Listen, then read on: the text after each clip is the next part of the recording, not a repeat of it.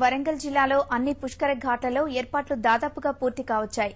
అయితే కొన్ని చోట్ల గోదావరి ప్రవాహం సరిగా లేకపోవడంతో ఘాట్లు ఈ క్రమంలో అధికారులు జల్లు స్నానాలకు ఏర్పాట్లు చేస్తున్నారు. జిల్లాలోని ముళ్లకట్ట పుష్కర ఘాట్ వద్ద తాజా పరిస్థితిని మా ప్రతినిధి రమేష్ అందిస్తారు. వరంగల్ జిల్లాలో సరిహద్దు ప్రాంతంలో నిర్మిస్తున్న పుష్కర ఘాటు ముళ్లకట్ట వద్ద దాదాపుగా ఘాట్ల నిర్మాణ ప్రక్రియ మొత్తం కూడా పూర్తయింది. అయితే తాత్కాలిక పనులు మాత్రం మిగిలిపోయినాయి. ఇక్కడ కూడా చూసుకుంటే పెద్ద ఎత్తున మహిళలకు దుస్తులు మార్చుకునేందుకు అన్ని రకాలుగా ఏర్పాట్లు చేశారు. తాత్కాలికమైన షెడ్ల రూపంలో రేకుల రూపంలో తయారు చేసిన గదుల్ని ఇక్కడ ఏర్పాటు చేశారు.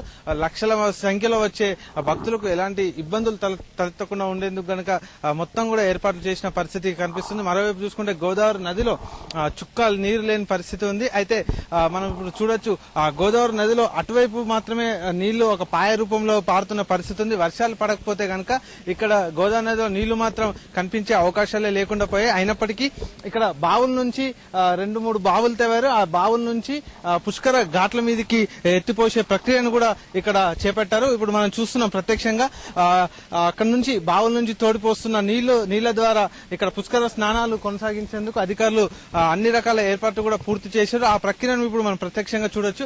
ఈ రకంగా ఒకవేళ వర్షాలు పడకపోయినా గోదావరిలో నీళ్లు కనిపించకపోయినప్పటికీ నిండకపోయినప్పటికీ ప్రత్యామ్నాయ ఏర్పాట్లు కూడా అధికారులు పూర్తి చేసిన పరిస్థితి కనిపిస్తుంది. ఎలాంటి ఇబ్బందులు తలెత్తకుండా ఉండేందుకు పటిష్టంగా బందోబస్తు కూడా ఏర్పాటు చేస్తున్న పరిస్థితి కూడా ఉంది. మరోవైపు రాత్రిపూట కూడా ఒకవేళ జనం ఇక్కడే ఉండి సేద తీరాల అనుకున్నప్పటికీ విద్యుత్ అలంకరణ అలాగే విద్యుత్ దీపాల ఏర్పాట్లు కూడా అన్ని కూడా పూర్తి చేశారు. ఇక్కడ 11 kV సబ్స్టేషన్ దగ్గర నుంచి లైన్లు కూడా గుంజి ఇక్కడే పుష్కర ఘాట్లలో విద్యుత్ కాంతుల్ని కూడా మొత్తం కూడా ఏర్పాటు చేస్తున్న పరిస్థితి ఉంది. మరోవైపు తెలంగాణ రాష్ట్రంలో ప్రతిష్టాత్మకంగా భావిస్తున్నటువంటి 163వ జాతీయ రహదారి బ్రిడ్జి పనులు దాదాపుగా పూర్తి కావచ్చాయి. కాకపోతే దాని మీద తార్ రోడ్డు పూర్తి కాని పరిస్థితి ఉంది. అది రాకపోకలకు ఇంకా 2 నెలల సమయం పట్టొచ్చని జాతీయ రహదారుల శాఖకు సంబంధించిన అధికారులు కూడా వెల్లడిస్తున్నారు. కాకపోతే ద్విచక్ర వాహనాలు అదే కాలినడకన వచ్చే వారికి మాత్రం బ్రిడ్జ్ ఈసారి